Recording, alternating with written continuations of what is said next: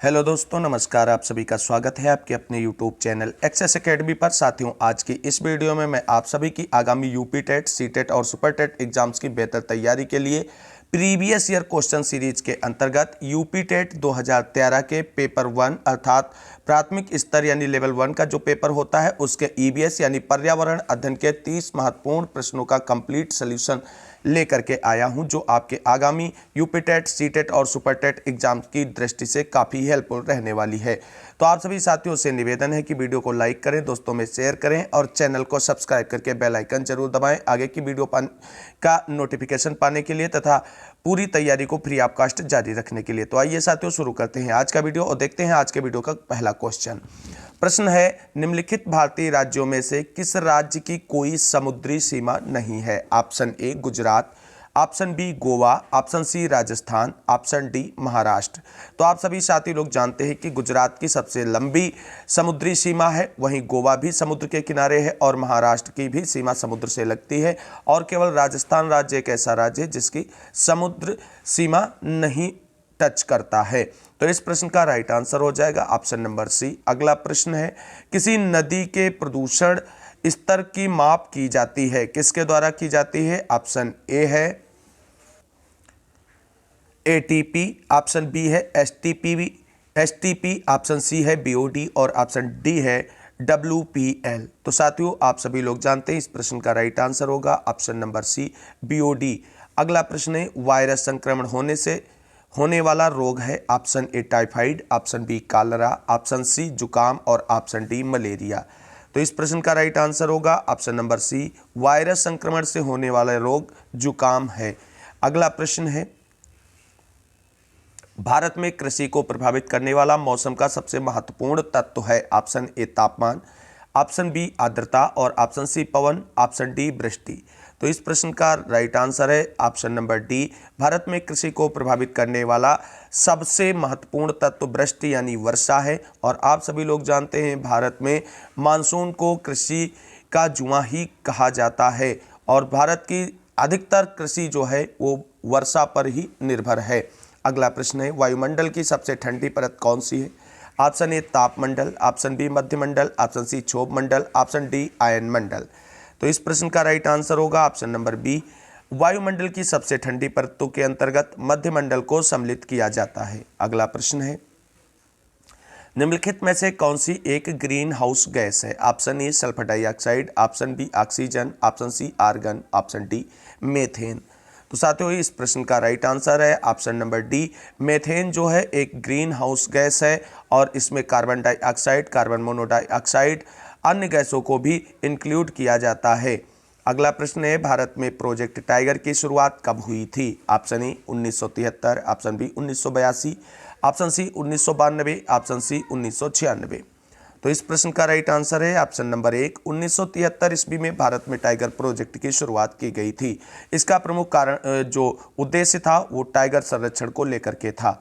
अगला प्रश्न है, पृथ्वी तल पर उस काल्पनिक रेखा को क्या कहते हैं जो 180 मेरिडियम यामयोत्तर पर खिंची है? ऑप्शन ए अंतर्राष्ट्रीय तिथि रेखा, ऑप्शन बी कर्क रेखा, ऑप्शन सी विषुवत रेखा, ऑप्शन डी प्रधान यामयोत्तर रेखा।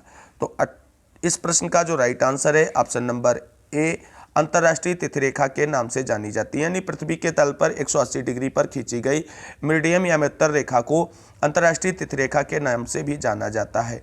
वहीं आपको बता दें, विषुवत रेखा उस काल्पनिक रेखा को कहा जाता है जो पृथ्वी को दो बराबर गोलार्धों में विभाजित करती है। अगला प्रश्न है, निम्नलिखित में से किस राज्य में गोल्फ ऑफ मन्नार मैरीन राष्ट्रीय पार्क स्थित है?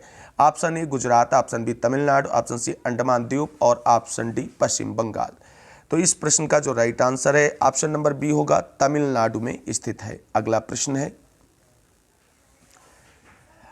है, जनगणना 2011 के अनुसार भारत में लिंगा अनुपात है। ऑप्शन ए 940 अनुपात 1000, ऑप्शन बी 916 अनुपात 1000, ऑप्शन सी 920 अनुपात 1000, ऑप्शन डी 982 अनुपात 1000। तो साथियों, इस प्रश्न का जो राइट आंसर है ऑप्शन नंबर ए है, 940 अनुपात 1000। लिंगा अनुपात का तात्पर्य स्त्री और पुरुष की संख्या से लगाया जाता है, यानी भारत में 2011 की जनगणना के अनुसार 1000 पुरुषों के सापेक्ष अगर देखा जाए तो 940 स्त्रियां हैं। इसी पुरुष और स्त्रियों के अनुपात को लिंगा अनुपात कहते हैं, जो प्रति 1000 पर निकाला जाता है। अगला प्रश्न है, निम्नलिखित में किस एक प्राणी को किसान का मित्र कहा जाता है? ऑप्शन ए चींटी, ऑप्शन बी केचुआ, ऑप्शन सी मधुमक्खी, ऑप्शन डी तितली। तो साथियों, इस प्रश्न का जो राइट आंसर है ऑप्शन नंबर बी होगा। केचुए को किसान का मित्र कहा जाता है और वर्तमान में वर्मी कंपोस्ट खाद के निर्माण में केचुए की प्रमुख भूमिका रहती है। आप सभी को बता दें, किसान लोग मधुमक्खी पालन करके शहद उत्पादन करके अच्छे जो है लाभ का अर्जन कर रहे हैं और ये भी ईबीएस का महत्वपूर्ण टॉपिक निकलकर सामने आता है। हालांकि इस प्रश्न का right answer option number B होगा। अगला प्रश्न देखते हैं, पर्यावरण को बचाने के लिए चिपको आंदोलन से कौन सा राज्य जुड़ा हुआ है? Option A Uttar Pradesh, option B Jharkhand, option C Uttarakhand, option D Chhattisgarh. तो साथियों, इस प्रश्न का जो राइट आंसर है ऑप्शन नंबर सी होगा। पर्यावरण को बचाने के लिए चिपको आंदोलन की शुरुआत उत्तराखंड राज्य से की गई थी। सुंदरलाल बहुगुणा को चिपको आंदोलन का प्रणेता माना जाता है और कहा जाता है कि वृक्षों को बचाने के लिए एक अद्वितीय पहल की शुरुआत थी। जब वृक्षों को काटा जाने लगा तो लोग वृक्षों से चिपक कर अपने वृक्षों की रखवाली की और पर्यावरण बचाओ में एक सराहनीय कदम उठाया था और यह उत्तराखंड राज्य का एक बहुत ही सराहनीय आंदोलन रहा है पर्यावरण संरक्षण से जुड़ा हुआ। अगला प्रश्न है, जीवों के व्यवहार का अध्ययन किसमें किया जाता है? ऑप्शन ए इटियोलॉजी में, ऑप्शन बी नियोलॉजी में, ऑप्शन सी इथोलॉजी में, ऑप्शन डी डेमोलॉजी में। तो इस प्रश्न का जो राइट आंसर होगा ऑप्शन नंबर सी होगा। जीवों के व्यवहार का अध्ययन इथोलॉजी के अंतर्गत किया जाता है। अगला प्रश्न देखते हैं साथियों, अगला प्रश्न है, समुद्री शैवाल किसका महत्वपूर्ण स्रोत है? Option A chlorine, option B bromine, option C iodine और ऑप्शन डी लोहा। तो साथियों, इस प्रश्न का जो राइट आंसर है ऑप्शन नंबर सी होगा। समुद्री शैवाल आयोडीन का एक महत्वपूर्ण स्रोत है और इसी कारण आप सभी लोग जानते हैं समुद्री पानी जो है उसका स्वाद खारा होता है। अगला प्रश्न है सैक यानी लाइकेन है? ऑप्शन ए परजीवी, ऑप्शन बी रसायन सुपोषी, ऑप्शन सी अपघटक, ऑप्शन डी सहजीवी। तो इस प्रश्न का जो राइट आंसर है ऑप्शन नंबर डी होगा। लाइकेन को सहजीवी के रूप में माना जाता है। अगला प्रश्न है, सीएनजी का ईंधन के रूप में इसमें इस्तेमाल होता है? ऑप्शन ए वाहनों में, ऑप्शन बी उद्योगों में, ऑप्शन सी खाना बनाने में, ऑप्शन डी वाहनों एवं उद्योगों में। तो इस प्रश्न का राइट आंसर जो है वो ऑप्शन नंबर डी होगा। वाहनों एवं उद्योगों में सीएनजी का प्रयोग ईंधन के रूप में किया जाता है। कभी कभी सीएनजी की फुल फॉर्म भी पूछ ली जाती है, तो याद रखना है कंप्रेस्ड नेचुरल गैस। वहीं एलपीजी की लिक्विफाइड पेट्रोलियम गैस की जो है वो फुल फॉर्म होती है। ये दोनों इंपॉर्टेंट फुल फॉर्म है, आप सभी को ध्यान रखना है। अगला प्रश्न देखते हैं, प्रश्न है पर्यावरण जागरूकता का किसके द्वारा सृजन किया जा सकता है? ऑप्शन ए व्याख्यान द्वारा, ऑप्शन बी क्षेत्रीय भ्रमण द्वारा, ऑप्शन सी समूह वार्तालाप द्वारा, ऑप्शन डी अध्ययन के द्वारा। तो साथियों, इस प्रश्न का right answer option number B होगा। क्षेत्रीय भ्रमण के द्वारा पर्यावरण जागरूकता का सृजन किया जा सकता है। अगला प्रश्न है, एलपीजी किसका संक्षिप्त रूप है? ऑप्शन ए कोपेंड गेम्स का, ऑप्शन बी लोकल पैसेंजर गाड़ी का, option C liquefied petroleum gas, option D local petroleum gas. तो साथियों, इस प्रश्न का जो राइट आंसर होगा ऑप्शन नंबर सी होगा। लिक्विफाइड पेट्रोलियम गैस एलपीजी जो है कि फुल फॉर्म है और लिक्विफाइड पेट्रोलियम गैस एलपीजी उसका संक्षिप्त रूप है। अगला प्रश्न देखते हैं, प्रश्न संख्या, पृथ्वी पर पहुंचने से पहले ओजोन परत किन किरणों को अवशोषित करती है? ऑप्शन ए गामा किरणें, ऑप्शन बी एक्स किरणें, ऑप्शन बी सी पराबैंगनी किरणें, ऑप्शन डी बीटा किरणें। तो इस प्रश्न का जो राइट आंसर है ऑप्शन नंबर डी होगा। बीटा किरणें ओजोन परत के द्वारा संश्लेषित कर ली जाती हैं। अगला प्रश्न है, चमगादड़ स्तनधारी है क्योंकि वह है? ऑप्शन ए उड़ता है, ऑप्शन बी रात्रिचर है, ऑप्शन सी शाकाहारी है और ऑप्शन डी बच्चे देता है। तो इस प्रश्न का जो राइट आंसर है ऑप्शन नंबर डी होगा। चमगादड़ एक स्तनधारी है क्योंकि वह बच्चों को जन्म देता है। अगला प्रश्न है, पर्यावरण की परिभाषा क्या है? ऑप्शन ए बायोटिक एवं बायोटिक घटक, ऑप्शन बी समुद्र तल के नीचे पृथ्वी पर वस्तुएं, ये तो नहीं होगा। दूसरा है चीज़ें जो हमको घेरती हैं, ये हो सकता है, और ऑप्शन डी उपयुक्त में से कोई नहीं, तो ये तो बिल्कुल ही गलत हो गया। तो साथियों, इस प्रश्न का राइट आंसर होगा ऑप्शन नंबर ए बायोटिक एवं बायोटिक घटक मिलकर के पर्यावरण का निर्माण करते हैं। अगला प्रश्न है, निम्नलिखित अंतर्राष्ट्रीय संस्थाओं में कौन सी संस्था वन्य जीव संरक्षण के प्रति समर्पित है? ऑप्शन ए है UNFPA, option B UNDP, option C UNESCO और ऑप्शन डी WHO। कल के वीडियो में मैंने बताया था WHO वर्ल्ड हेल्थ ऑर्गेनाइजेशन है, जो स्वास्थ्य संगठन है।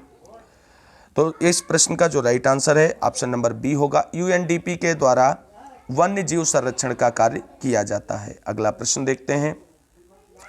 कृत्रिम वर्षा के लिए मेघ बीजन के लिए प्रयुक्त रसायन कौन सा है? Option A silver nitrate, option B potassium bromide, option C silver iodide, option D potassium nitrate. तो साथियों इस प्रश्न का right answer option number C होगा। सिल्वर आयोडाइड जो है मेघ बीजन के लिए प्रयोग किया जाता है जब कृत्रिम वर्षा कराने का उद्देश्य होता है। अगला प्रश्न है, बायोडीजल तैयार किया जाता है। ऑप्शन ए यूट्रिकुलेरिया द्वारा, ऑप्शन बी जेट्रोपा के द्वारा, ऑप्शन सी देवदार के द्वारा, ऑप्शन डी यूकेलिप्टिस के द्वारा। साथियों आप सभी को बता दें, यूकेलिप्टिस वृक्ष को पर्यावरण का आतंकवादी वृक्ष के नाम से भी जाना जाता है और इससे बायोडीजल तैयार नहीं किया जाता है और ये पर्यावरण के लिए काफ़ी घातक पौधा है। और इस प्रश्न का जो राइट आंसर है ऑप्शन नंबर बी है। जेट्रोफा जो है वो बायोडीजल तैयार करने के लिए इसका प्रयोग किया जाता है। इसे रतन ज्योति के नाम से भी जानते हैं। अगला प्रश्न है, विश्व ओजोन दिवस कब मनाया जाता है? ऑप्शन ए है 21 मार्च, ऑप्शन बी 16 सितंबर, ऑप्शन सी 25 अप्रैल और ऑप्शन डी जो है 5 जून। तो साथियों इस प्रश्न का जो राइट आंसर है ऑप्शन नंबर बी होगा। 16 सितंबर को विश्व ओजोन दिवस मनाया जाता है और 5 जून को विश्व पर्यावरण संरक्षण दिवस मनाया जाता है। अगला प्रश्न है, सिल्वीकल्चर किससे संबंधित है? ऑप्शन ए वन एवं वन्य उत्पाद से, ऑप्शन बी सिल्क से, ऑप्शन सी फूलों से और ऑप्शन डी उर्वरक से। तो साथियों फूलों से संबंधित जो कल्चर है उसे फ्लोरीकल्चर कहा जाता है और इस प्रश्न का जो राइट आंसर है ऑप्शन नंबर ए यानी सिल्वीकल्चर जो है वन एवं वन्य उत्पादों से संबंधित है। अगला प्रश्न है, निम्नलिखित में से किस जनपद में चंद्रप्रभा वन्य जीव अभयारण्य स्थित है?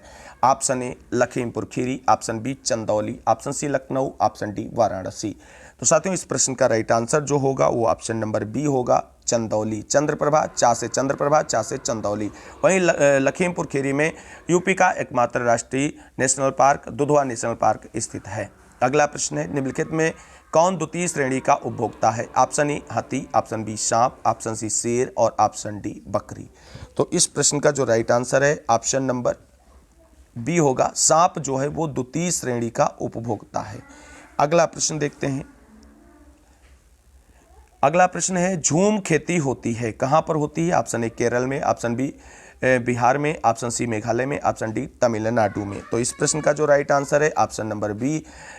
झूम खेती मेघालय में मुख्य रूप से की जाती है और झूम खेती को स्थानांतरित खेती के नाम से जानी जाता है और इस खेती में आपको बता दें जंगलों को साफ करके खेती के लिए जगह निकाली जाती है और उसमें खेती की जाती है। कुछ समय तक लगातार खेती करने के बाद जब उस भूमि की उपजाऊ शक्ति खत्म हो जाती है तो उस स्थान को छोड़कर अगले स्थान पर पुनः वही प्रक्रिया अपना करके खेती करती हैं और मुख्यतः घुमंतू लोगों की यह खेती होती है। अगला प्रश्न है, शुष्क बर्फ किसका ठोस रूप है? आज के वीडियो का अंतिम क्वेश्चन है साथियों। ऑप्शन ए है, तो इस प्रश्न का ऑप्शन एक है अमोनिया, ऑप्शन बी है कार्बन डाइऑक्साइड और ऑप्शन सी है नाइट्रोजन और ऑप्शन डी है ऑक्सीजन। और इस प्रश्न का जो राइट आंसर है ऑप्शन नंबर बी है, कार्बन डाइऑक्साइड शुष्क बर्फ का एक रूप है। तो साथियों ये थे यूपी टेट 2013 के प्राथमिक स्तर पेपर के पर्यावरण अध्ययन यानी EVS के 30 महत्वपूर्ण प्रश्नों का कंप्लीट सोल्यूशन का वीडियो, जो आपकी आगामी UP TET, super TET, CTET exams की दृष्टि से काफ़ी महत्वपूर्ण है और आप सभी लोगों को एक अच्छा स्कोर करने में काफ़ी मदद मिलेगी इन वीडियो सीरीज के माध्यम से। आप सभी साथियों से निवेदन है कि प्लीज़ वीडियो को लाइक करें, शेयर करें और कमेंट में ये ज़रूर बताएं कि आपको ये वीडियो कैसा लगा है। कोई सुधार की ज़रूरत हो वो भी आप कमेंट कर सकते हैं। आप सभी के सुझावों का स्वागत रहेगा। मिलेंगे अगली वीडियो में। EVS के ही 30 महत्वपूर्ण प्रश्नों को लेकर के प्रीवियस ईयर के क्वेश्चंस होंगे और इस वीडियो को अंत तक देखने के लिए सभी साथियों को तहे दिल से शुक्रिया, बहुत बहुत धन्यवाद। मिलते हैं अगली वीडियो में, तब तक के लिए सभी साथियों को जय हिंद, जय भारत, वंदे मातरम। आप सभी साथियों का दिन शुभ हो।